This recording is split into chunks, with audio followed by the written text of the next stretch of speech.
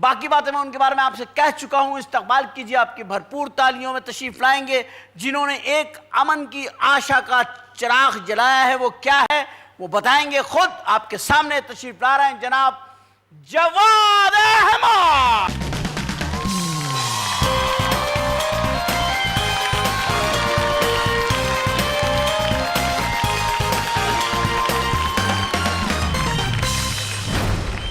जनाब मोहतरम जवाद अहमद साहब, मैं आपको शरीफ शो में खुशामदीद कहता हूँ। बहुत शुक्रिया जी, अस्सलाम वालेकुम। और बड़ी आई फील ऑनर्ड कि मैं यहाँ पे आया हूँ। आपके साथ हमेशा ही बड़ा अच्छा लगता है, शोज़ में भी और जहाँ पर भी मिलते हैं बहुत प्यार फील होता है, बहुत खुशी होती है हमेशा। आपने अमन की आशा का एक दीप जलाया है जी। और अगर यही बात हिंदुस्तान और पाकिस्तान के कुछ लोग मान लें कि हाँ भाई पाकिस्तान में ये है और हिंदुस्तान में ये है, तो फिर ये उनको भी आपकी और मेरी तरह दोनों कंट्रीज को प्यार हो जाएगा। आप बिल्कुल ठीक कह रहे हैं। और इसी आइडिया को लेके हमने ये काम किया है, जो हमने जो फिल्म बनाई है जिसके हवाले से आप बात कर रहे हैं, विरसा। इसका बुनियादी मकसद यही है कि दोनों मुल्कों के दरमियान में जो इतने अरसे से एक नफ़रत की दीवार खड़ी हुई है, उसके अंदर एक खिड़की खोली जाए, प्यार मोहब्बत की हवा, ताज़ा हवा के झोंके की। मैं समझता हूँ कि ये दीवार गिरनी बहुत ज़रूरी है और अगर ये दीवार ये कल्चर वॉर हमें नहीं बनाना चाहिए, बल्कि हमें एक दूसरे के कल्चर में जा कर के एक दूसरे के करीब लाने की कोशिश करनी चाहिए अपने लोगों को। और मैं समझता हूँ कि हिंदुस्तान और पाकिस्तान की जो आवाम है वो तो बहुत मिलना चाहती है, लेकिन कुछ पॉलिसी मैटर्स हैं वो जाहिर है कि वो गवर्नमेंट ही डिसाइड कर सकती है, हम लोग तो नहीं कर सकते हैं, लेकिन गवर्नमेंट जितना जल्दी हो सके इस मसले को हल करे। अच्छा, मैं थोड़ा एक चीज़ ऐड करना चाहूँगा। आपने जो बात की अभी, ये इतनी इम्पॉर्टेंट बात है, लेकिन इसमें एक मज़े की बात भी है। वो ये कि देखें, कल्चर को जहाँ तक पहुँचाने की बात है तो वो तो पहले ही पहुँचा रहे हैं। आप मुझे बताएं कि पाकिस्तान में कौन सा ऐसा घर है जहाँ पे इंडियन फिल्म नहीं देखी जाती, जहाँ पे शाहरुख खान को, अमिताभ बच्चन को, आमिर खान को इस तरह नहीं लिया जाता जिस तरह हमारे अपने हैं वो। और क्या ऐसे कौन से घर हैं जहाँ इस तरह उनके गाने नहीं सुने जाते?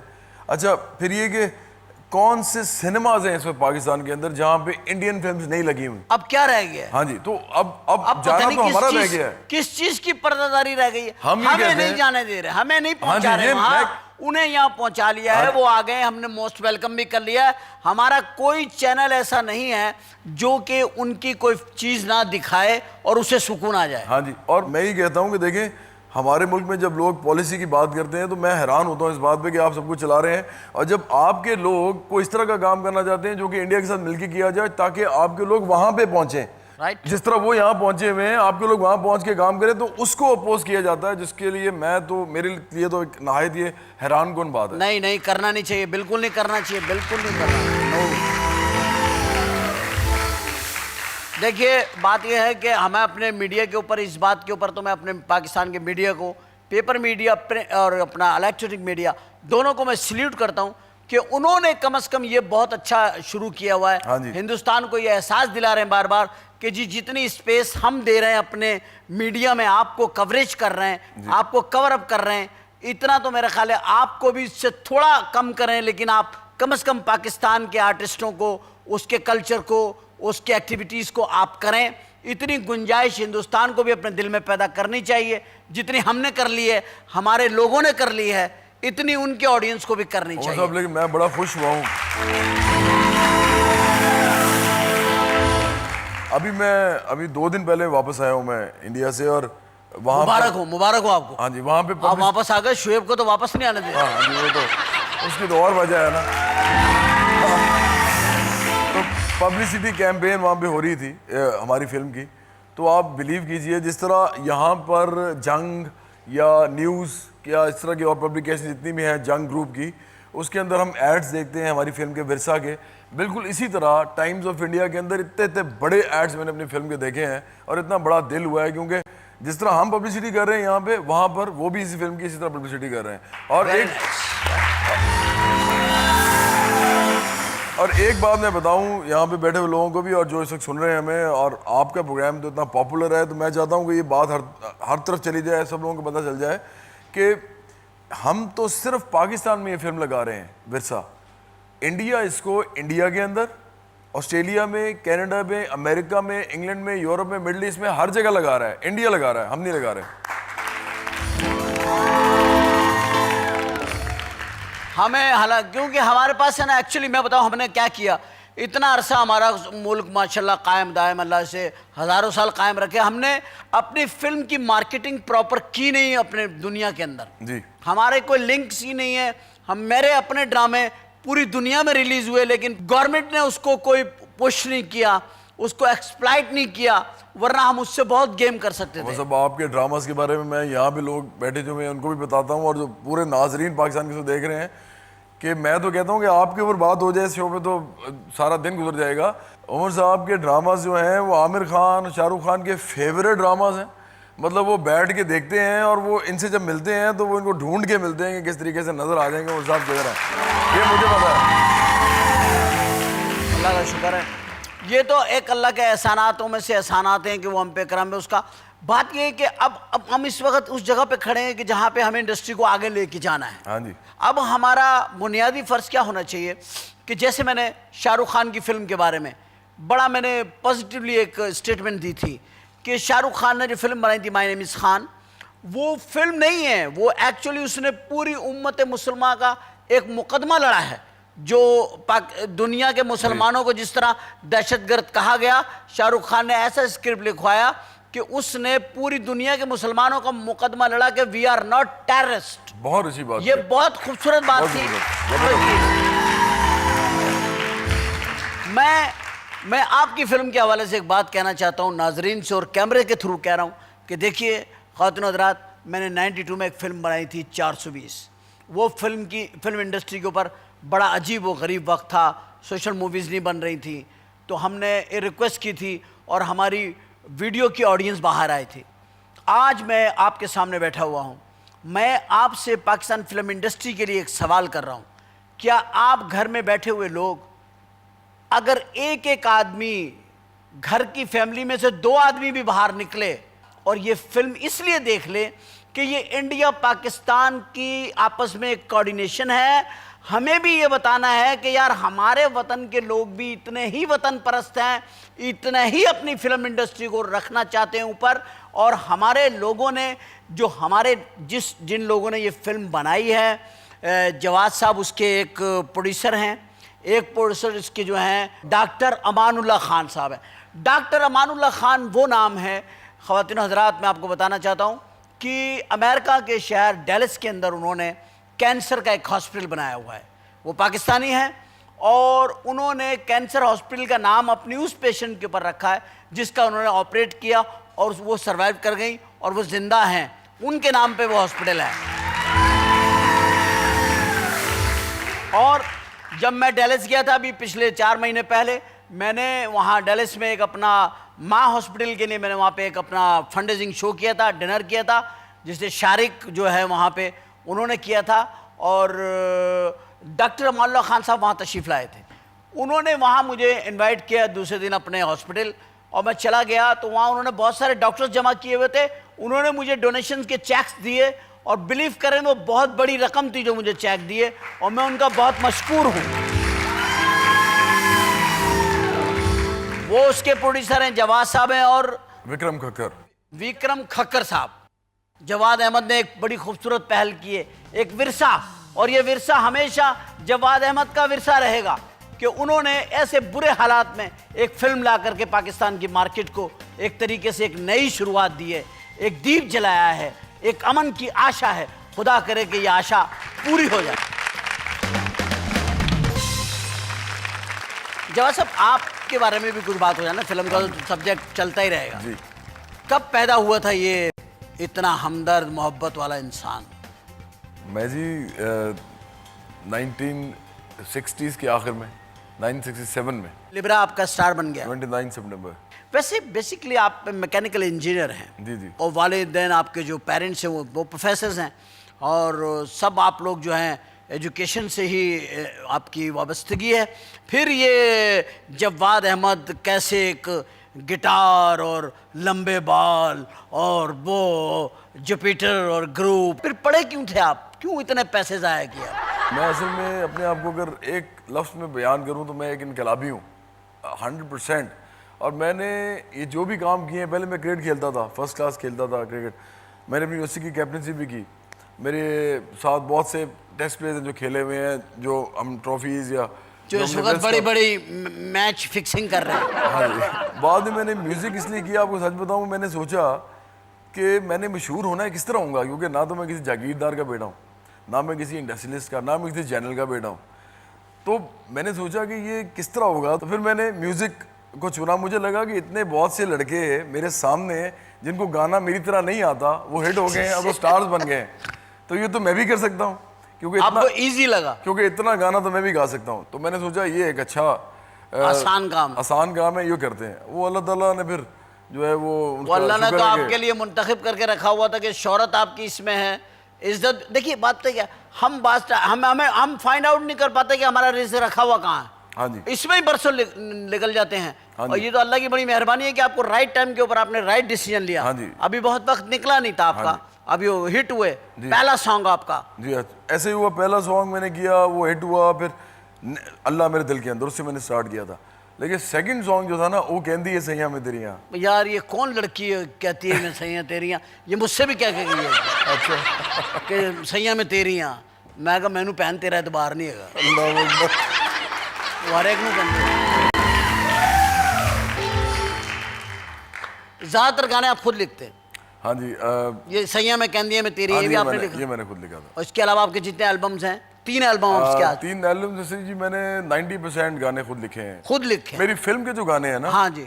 वो लिखे हैं अहमद अनीस ने। अच्छा, तो फिर राहत ने जो गाना गाया है? नहीं, वो तो उन्होंने ही लिखा है। नहीं, गाया उन्होंने है। एक गीत आपने गाया है, उसमें वो भी चल रहा है प्रोमो में। मैंने जी आपने कौन सा गाया? मैंने 3 सॉन्ग्स गाए हैं जी।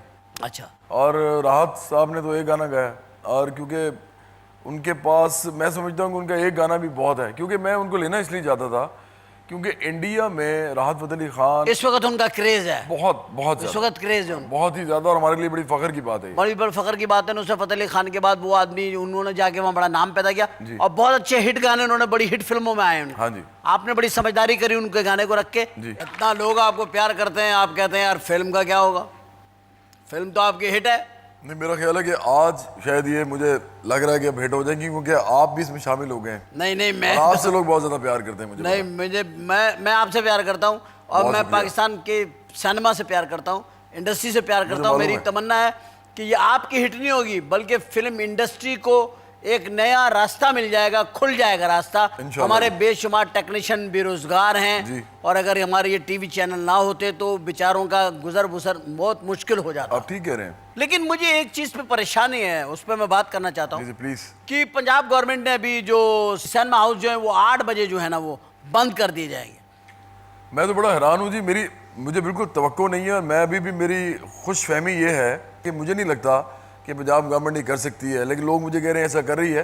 2 चीज़ें बड़ी हैरान कुन है। एक 65% वो टैक्स लगा रहे हैं उन फिल्म्स पे जो कि पाकिस्तानी नहीं है, जो इंपोर्ट हो रही हैं, और फिर साथ ये जो 8 बजे वाली बात है, अगर तो इसका नतीजा उनको नहीं पता कि क्या निकलेगा, इसका नतीजा वही निकलेगा कि जितना सिनेमाज अभी बन गए हैं, दोबारा बेचारे दोबारा खड़े हो गए हैं, लोगों ने सिनेमाज बना के फिल्में लगानी शुरू की हैं, वो दोबारा सिनेमाज गिरा के या उनको चेंज करके प्लाजाज में दोबारा बना दिया जो जाएगा। उन्होंने किया, पहले सारे सिनेमा टूट गए। तो बात में मैं एक रिक्वेस्ट करना चाहता हूँ गवर्नमेंट से कि आप कोई ऐसा टाइम तो रखें कि कम से कम 2 शो तो हों और इतवार को 3 तो हो जाएं। हाँ जी। आप अगर 8 बजे का टाइम देंगे, 8 बजे तो एक ही शो हो सकेगा जी। 3 बजे वाला शो शुरू ही 4 बजे होता है, और या इतवार को शो हो सकेंगे, या इतवार को 2 शो हो सकते हैं बस। हाँ जी। तो हम तो पंजाब गवर्नमेंट से, बल्कि सारी सरकार से, फेडरल गवर्नमेंट से मैं रिक्वेस्ट करता हूँ कि मेरी आवाज़ कोई इतनी बड़ी आवाज़ नहीं है, मैं इतना बड़ा कोई आदमी नहीं हूँ, मैं भी आपकी रियाय में रहने वाला छोटा सा इंसान हूँ, लेकिन एक आदमी ने इतनी एफर्ट करके एक फिल्म बनाई है। फिल्में आपको पता है आपकी इंडस्ट्री में नहीं बन रही हैं।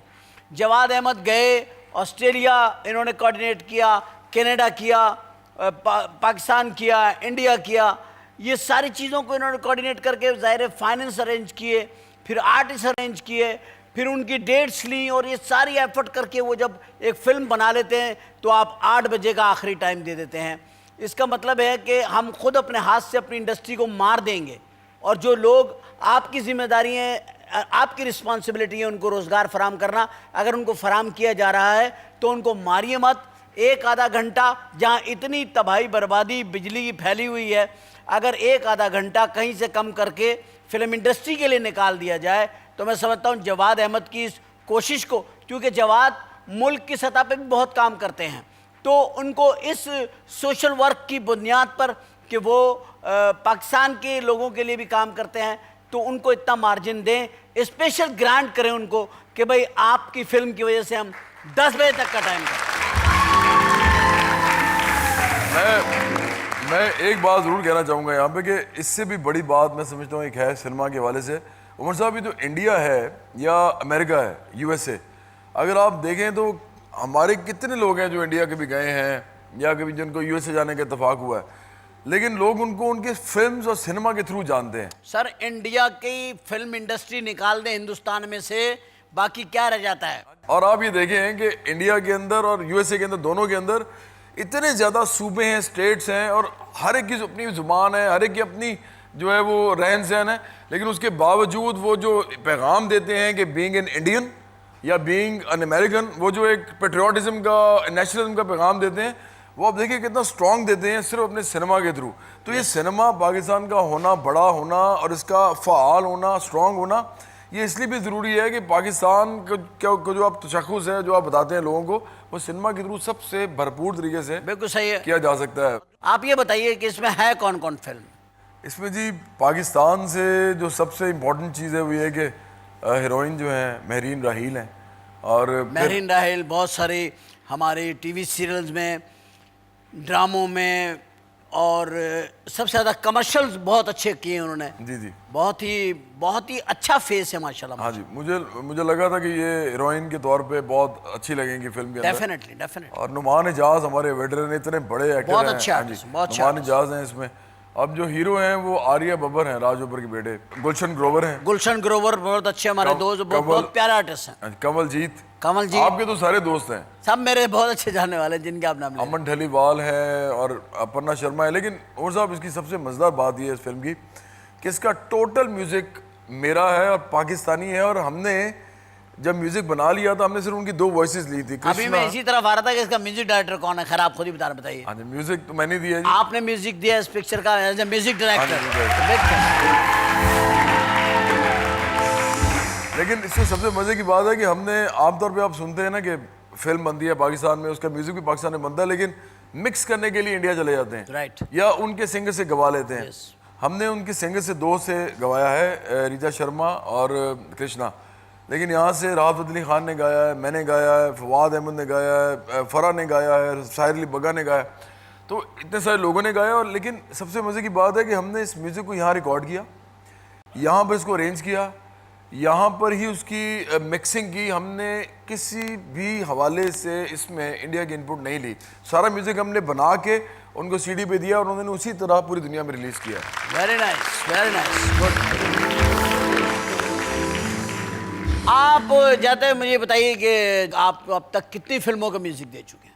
अब तक जी 3 फिल्म्स का दिया है। असल में मैं चूँकि पॉप आर्टिस्ट के तौर पे जाना चाहता हूँ, तो लोग समझते हैं कि ये पॉप म्यूज़िक करता है, लेकिन मैंने मूसा खान का, जब शान अपनी पहली फिल्म प्रोड्यूस कर रहे थे, मूसा खान, तो उसका म्यूज़िक मैंने दिया था। उन्होंने मुझे खुद कहा था कि उसका मेरा म्यूज़िक दें। दूसरी फिल्म जो थी वो भी एक माइलस्टोन था। वो पहली फिल्म थी पाकिस्तानी जो कि इंडिया में शूट हुई थी सारी जाके, क्वालिटी उसकी बेहतर थी। मैं एक दिन लौट कर आऊँगा, जैसे मुझे बड़ी खुशी हुई थी। मैंने आशा भोसले के साथ उनका मैं बहुत, कोर्स वो लेजेंड है, तो मुझे बड़ी खुशी हुई थी उनके साथ गा के। सुनिधि चौहान के साथ, अलका याग्निक के साथ, इनके साथ मैंने उसमें गाया था। हाँ, वहीं से स्टार्ट हुआ था मेरा इंडिया के साथ काम। मैं एक दिन लौट के आऊँगा। मैं एक दिन लौट कर आऊँगा। ये जावेद फैल साहब इसके डायरेक्टर थे। हुमायूं सईद भी इस फिल्म में थे। जी, हुमायूं सईद इसके हीरो थे। हाँ, हीरो इसके हुमायूं सईद थे। और तीसरी फिल्म ये है, तीसरी फिल्म विरसा, जिसकी आपने म्यूजिक दिया जी। हमें इस बात को प्रूफ करना है कि हम अपनी फिल्म से, अपने लोगों से, अपने उन टैलेंटेड लोगों से जो दुनिया के दूसरे टैलेंटेड लोगों के साथ मिल के काम करते हैं और उसमें से अपनी शनाख्त निकालते हैं, हमें सिनेमा हाउस पे ज़रूर जाना है विरसा देखने के लिए। अभी मत जाइएगा, अभी यहीं रहिएगा, लेकिन मैं अभी कुछ लम्हे के लिए गायब होना चाहता हूँ, क्योंकि हमारी मजबूरियाँ हमारे साथ हैं और हम अपने चैनल के साथ हैं और चैनल पुकार पुकार के कह रहा है, "ए बेदर्द जमाने ब्रेक ले, ब्रेक ले।" तो लेते हैं एक छोटा सा ब्रेक।